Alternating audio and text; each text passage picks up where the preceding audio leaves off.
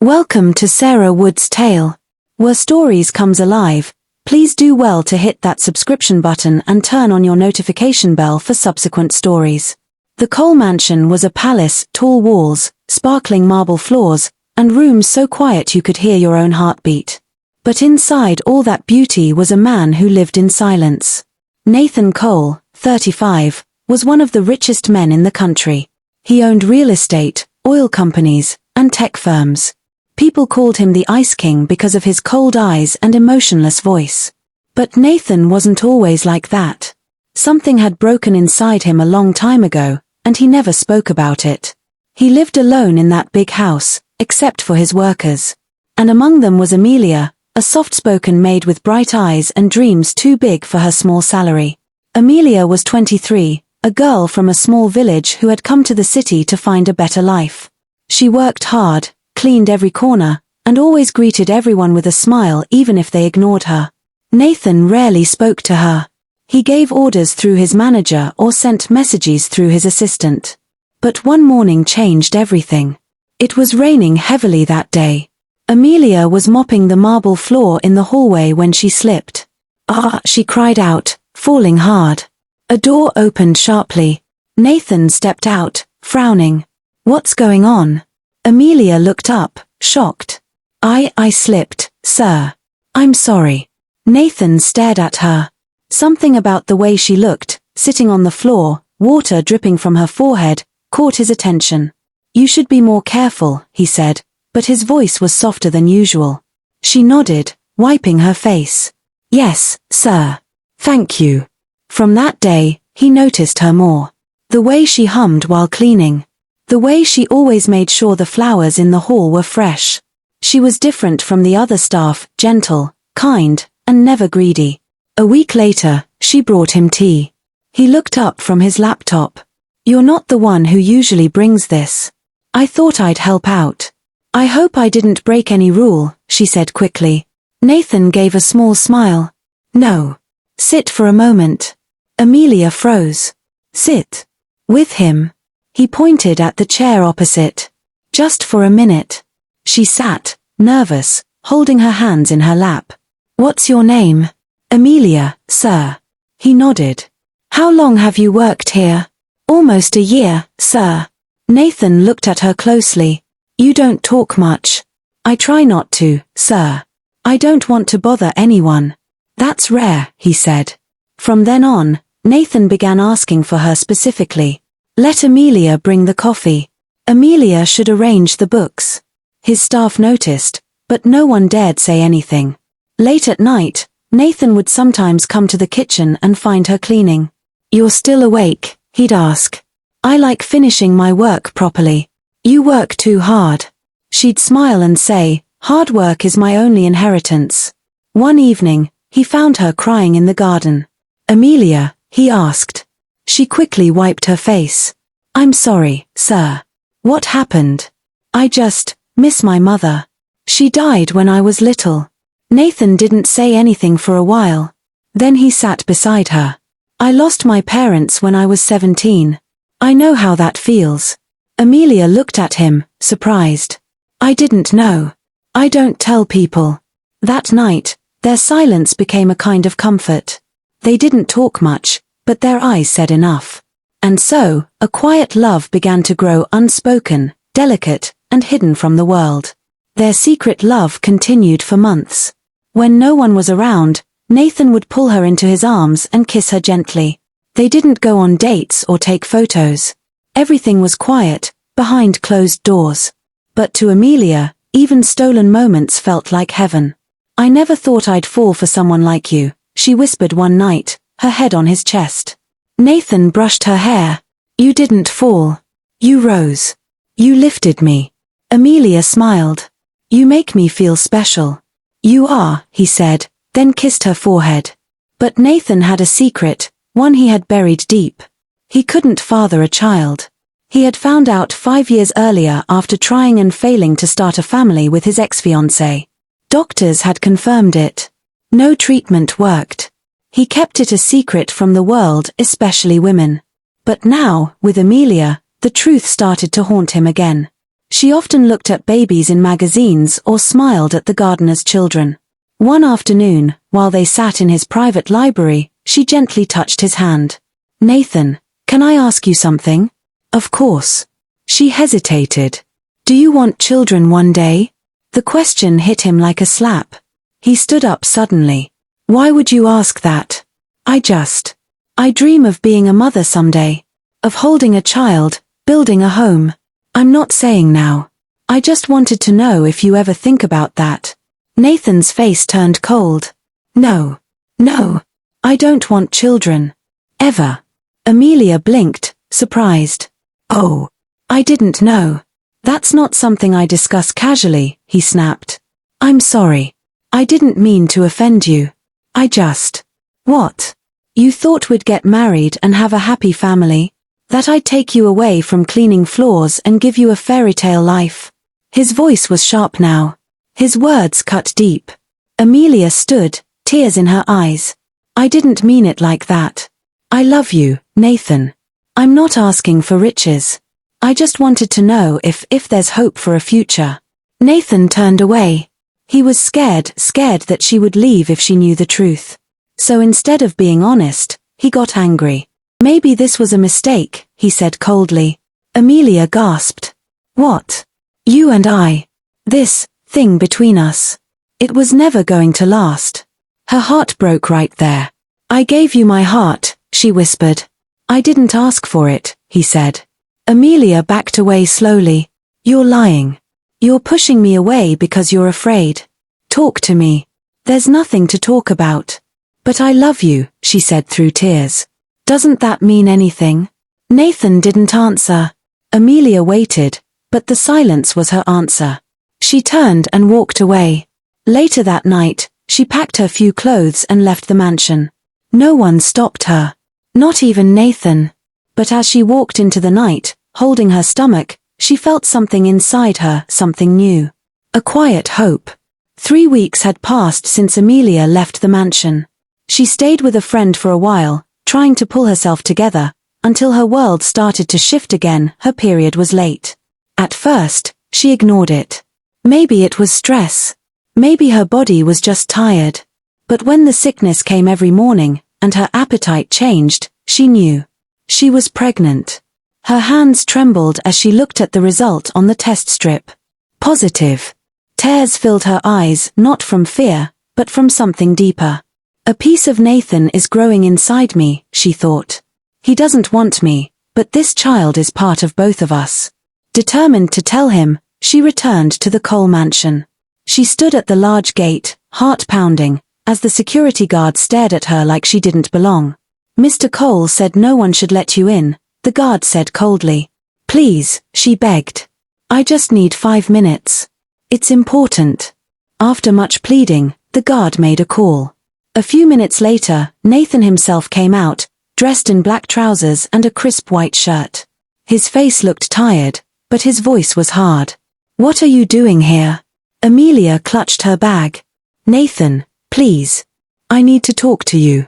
It's serious." "Talk," he said, arms folded. "I'm pregnant." The words dropped between them like a bomb. Nathan's eyes darkened.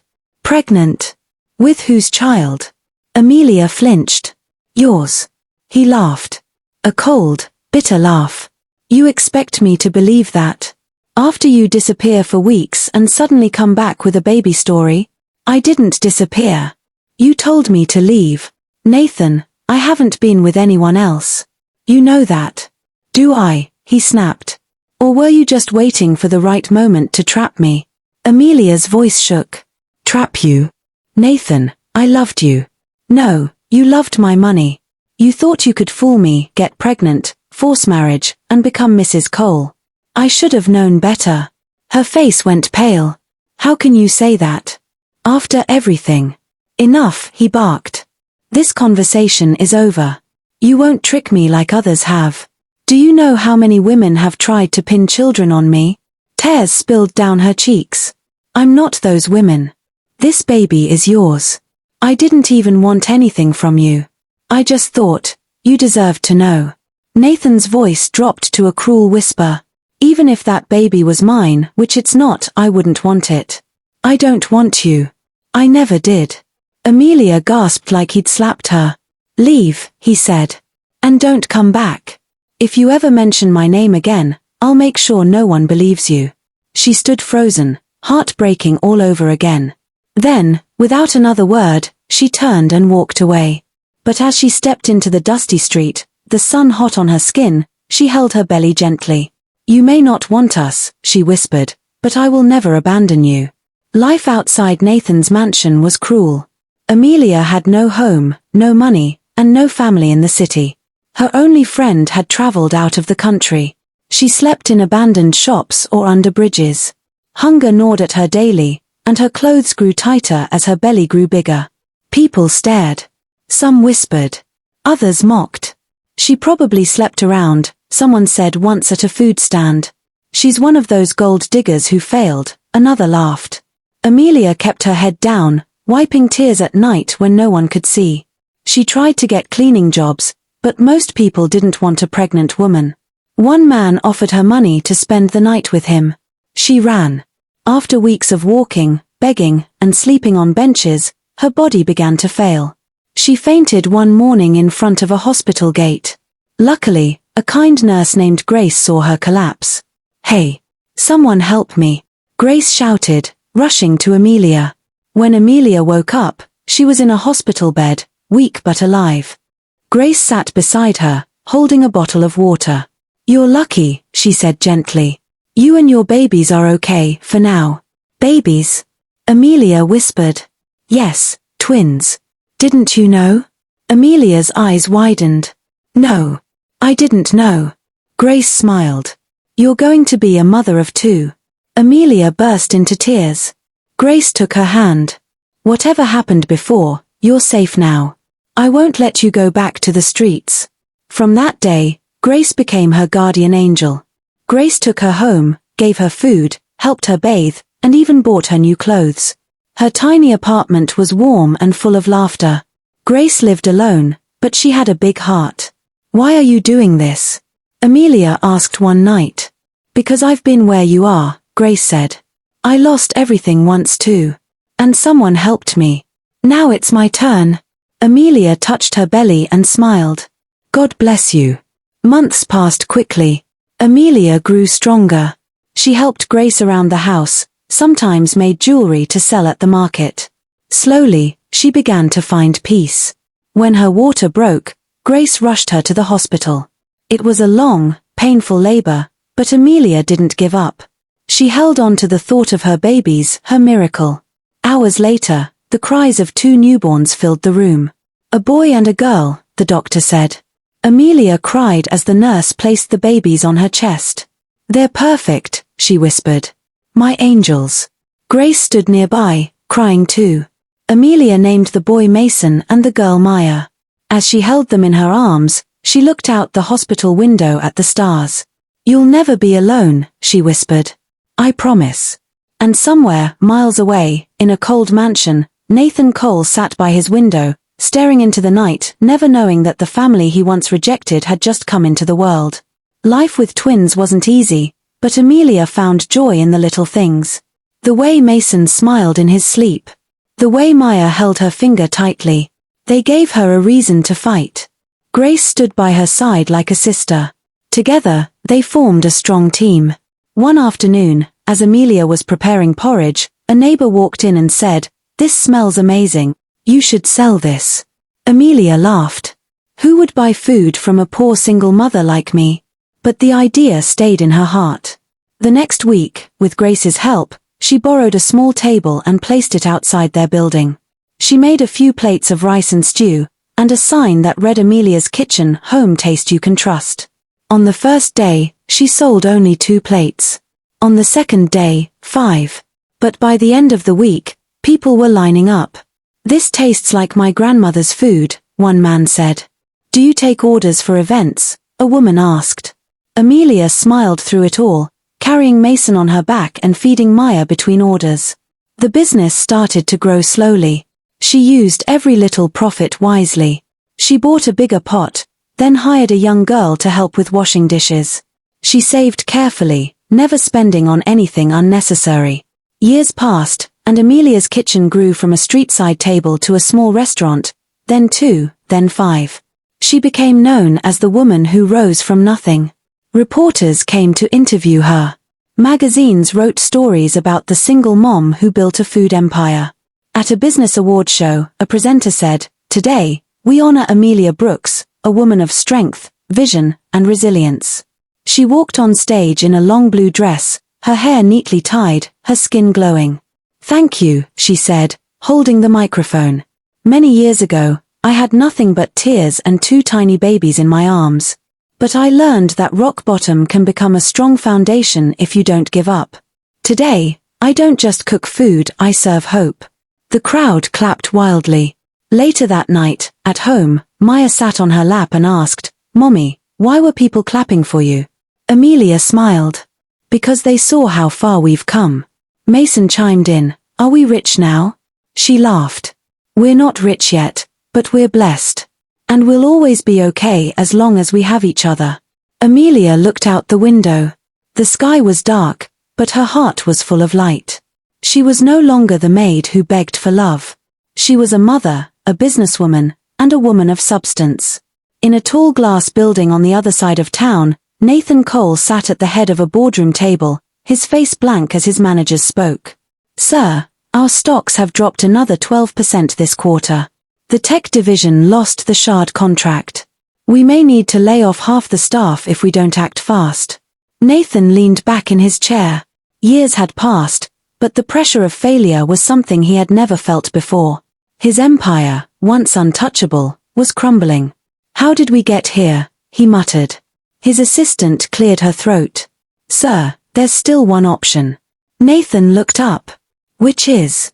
"A merger. With a company that has a strong consumer base and rapid growth." He frowned. "Which company?" "AME Foods." Nathan narrowed his eyes. "Never heard of it." "They're new but strong. They have over 10 restaurants, a catering arm, and plans for frozen meals. Owned by a woman. Amelia Brooks." The name didn't register. "Set the meeting," he said. "We don't have time to waste. Please don't forget to hit the like button, comment, and subscribe." The following week, Nathan sat in his office, staring out the window. His company's future now depended on this woman. He imagined someone corporate-looking, maybe in her 40s or 50s, with glasses and a clipboard. A knock on the door broke his thoughts. His assistant entered. "Sir, your 10 a.m. is here. Bring her in." A moment later, the door opened. Nathan turned, ready to shake hands. But his world froze. It was her. Amelia. She walked in wearing a cream blazer, her hair styled elegantly, her heels clicking on the marble floor. She looked confident, graceful, and far stronger than the girl who had once cried in his hallway. His heart stopped. "Amelia." She smiled calmly. "Good morning, Mr. Cole." He stood there, speechless. She walked past him, taking a seat across the desk like any other business partner. "I believe we have some numbers to discuss." Nathan finally found his voice. "It's you." "Yes. It's me," she said, her tone cool and professional. He stared. "You're the owner of AME Foods?" "Yes. I built it from the ground up." He looked away, trying to process everything. "I thought you disappeared. I had no choice. You threw me out, remember?" Nathan's face tightened with guilt.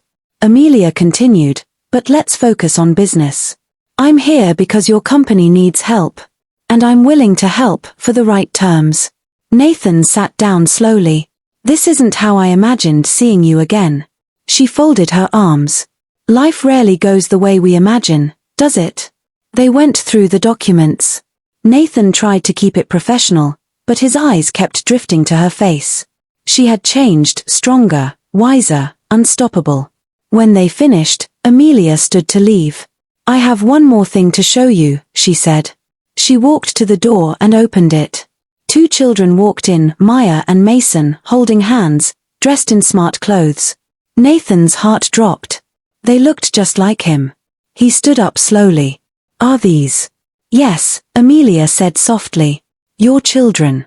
The twins looked around, a little shy. Nathan knelt down, stunned. Mason stepped forward. "Are you our daddy?" Nathan's lips trembled. I think I am." Amelia knelt beside her children and held their hands. "You didn't want us before," Maya said innocently. "Do you want us now?" Nathan looked at Amelia with tears in his eyes. "I never stopped thinking about you. I made a terrible mistake. I was scared and proud and broken." Amelia didn't cry. She just smiled gently. "I didn't come here to beg or to punish you," she said. "I came to show you that what you threw away became the best part of my life." Nathan nodded slowly, still in shock. "Do I have a chance to be part of their lives?" he asked. Amelia looked at her children. "Please don't forget to hit the like button, comment, and subscribe. That's up to them," she said softly. Maya and Mason looked at each other. Then, without a word, they walked forward and hugged him. Nathan broke down in tears. Amelia stood watching them, her heart full not with bitterness, but peace. She had risen from ashes. And now, she stood in the same room where she was once rejected, no longer as a maid, but as a queen. Nathan sat alone in his office long after Amelia and the twins had left. The room was silent, but his mind was loud, filled with memories and regrets. He stared at the drawing Maya had left on the table. It showed a stick-figure family: Mom, Mason, Maya, and Daddy. He ran a hand over his face. "They look just like me," he thought. He could still hear Mason's voice. "Are you our daddy?" And Maya's tiny hands wrapping around his neck. He closed his eyes, and suddenly, the past rushed in. Flashback. He saw Amelia laughing in the kitchen as she spilled flour on herself. He remembered the night he kissed her for the first time under the stars. He heard her soft voice whispering, "All I want is a family, with you." And then, his angry voice shouting, his face twisted in pride and fear. "You're just trying to trap me." He had broken her. And now, he was face to face with the results of that mistake. The next day, Nathan called his assistant. "Find out everything you can about Amelia Brooks. Where she lives. Where the kids go to school." "Sir, do you want me to call her?" "No. I'll do it myself." Later that evening, he drove to one of her restaurant branches and waited in the car until she came out. She was walking to her car when she noticed him. She stopped. "Nathan, I didn't come to fight," he said quickly. "Please, can we talk?" She hesitated, then nodded. 5 minutes. They sat in a quiet cafe nearby. She ordered tea. He didn't touch his. I can't stop thinking about the kids," he began. "They look so much like me." "They should," she said calmly. "They're yours." "I know. But I didn't believe it, back then." "I know," she said softly. "You believed your pride more than you believed me." Nathan winced. "I want to be in their lives, Amelia. I missed everything. Their first steps, their first words, birthdays. Please, give me a chance to make it right." Amelia looked at him, her eyes filled with sadness, not anger. "I raised them alone, Nathan. I cried alone. I celebrated alone. You weren't there. And now, you want to walk in like nothing happened." "I didn't know," he whispered. "You didn't want to know." Her words cut deep. "I'm not saying you can't know them," she added. "But don't think you can jump back into my life like we're picking up where we left off." Nathan looked down. "I'm not that girl anymore," she said. "And you're not the man I loved." Nathan nodded slowly. "I understand. I deserve this. But I'll keep trying." She stood up. "For their sake, I'll keep the door slightly open. But don't try to open every room. Some are locked for good." She walked away, leaving him sitting with a heart full of regret and a head full of what ifs. Nathan couldn't sleep that night. What if she's lying? What if the kids aren't mine? His fear fought his guilt. He made a quiet decision. The next week, he arranged a visit.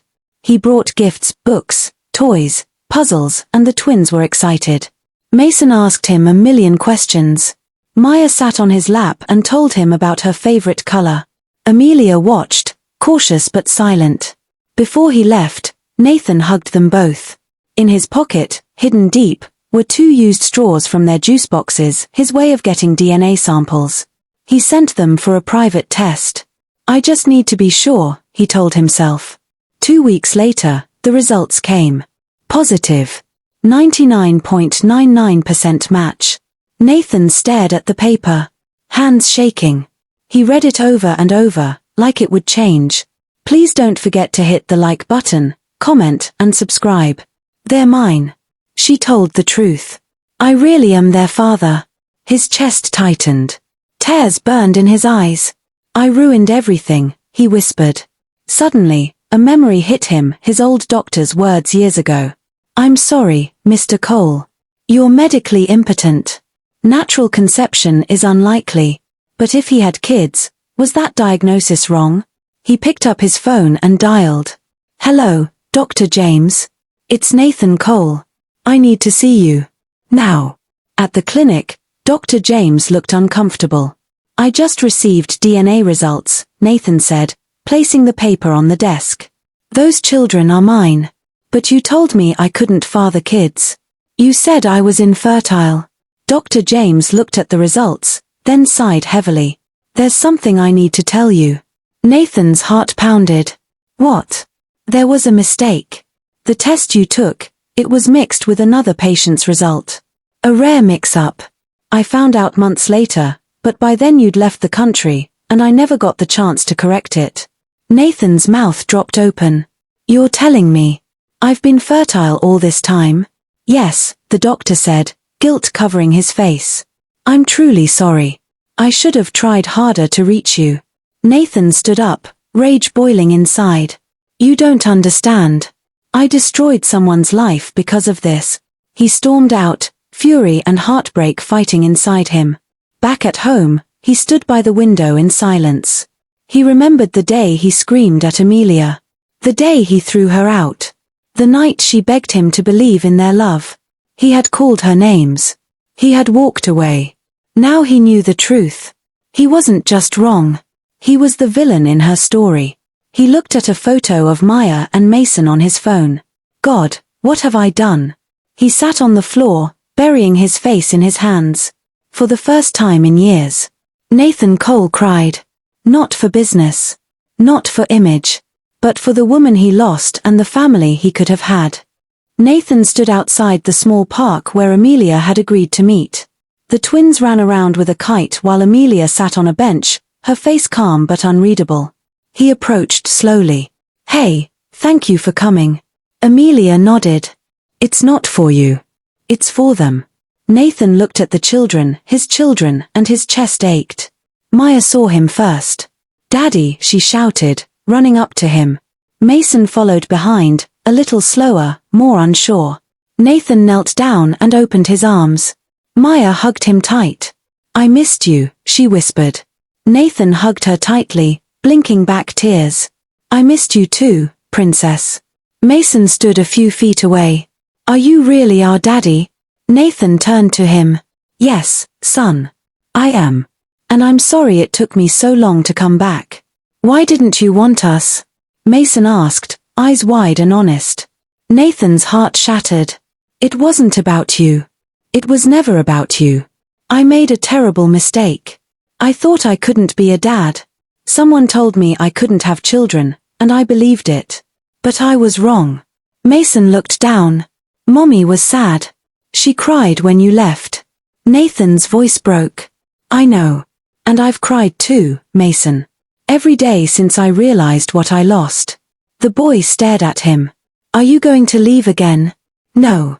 Never again. Maya looked up at him. Do you love Mommy? Nathan glanced at Amelia, who was listening from the bench. He looked back at Maya. I will always love your Mommy. She's the strongest person I've ever known. But love isn't just saying sorry. It's proving it. He held their hands and stood up. Can I spend some time with you today? Maybe ice cream? The twins looked at Amelia, waiting for her answer. She nodded once. Just 2 hours. That's all. Nathan smiled with tears in his eyes. 2 hours is more than I deserve. Later that night, Amelia sat alone in her bedroom, staring at the photo of the twins when they were babies. She heard Mason and Maya giggling in the other room, telling Grace about the best ice cream ever and how Daddy bought them balloons. She smiled softly, but her heart was heavy. Grace walked in quietly. "How are you holding up?" Amelia shrugged. "I don't know. I keep thinking, what if he's just feeling guilty? What if he disappears again?" Grace sat beside her. "What if he doesn't? What if he finally wants to make things right?" Amelia looked down. "It's not about wanting. It's about earning." She paused. "He took so much from me. My youth. My trust. My heart." Grace gently said, "And now he wants to give something back. Maybe it's not too late." Amelia whispered, "Maybe. But I'm not the same girl he left behind. And he needs to understand that." Outside the room, Maya called, "Mommy, Daddy said he wants to take us to the zoo next time." Amelia closed her eyes. "We'll see." Nathan stood at a podium in front of hundreds of people. It was a charity gala, but this time, not for business deals or fame. He cleared his throat. "Many of you know me as Nathan Cole, businessman, billionaire, CEO. He paused. "But what you don't know is that I was also a coward." Murmurs spread through the room. Nathan continued, "Years ago, I turned my back on the only woman who ever loved me. I rejected the gift of fatherhood. I believed a lie that I wasn't enough, that I couldn't be a father. And I took that pain out on her." The room fell silent. "I let pride and fear drive my choices. And I hurt someone deeply because of it." He looked at the front row, where Amelia sat, wearing a simple but elegant black dress. Her eyes were steady but guarded. "I've spent the last few months trying to fix what I broke. But I know some things can't be fixed with money or words." He looked around. "So today, I'm taking the first step. Please don't forget to hit the like button, comment, and subscribe." He turned to the screen behind him. A slideshow began showing photos of women's shelters and single mothers programs. "I am donating 40% of my company shares to support shelters for abandoned women and children. Women like Amelia.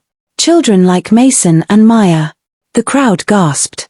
"And I'm stepping down as CEO. I've spent enough time chasing success. Now, I want to chase something more important, healing." Amelia's eyes filled with tears, but she didn't let them fall. Nathan turned back to the mic. "To the woman I once pushed away, I may never be worthy of your forgiveness.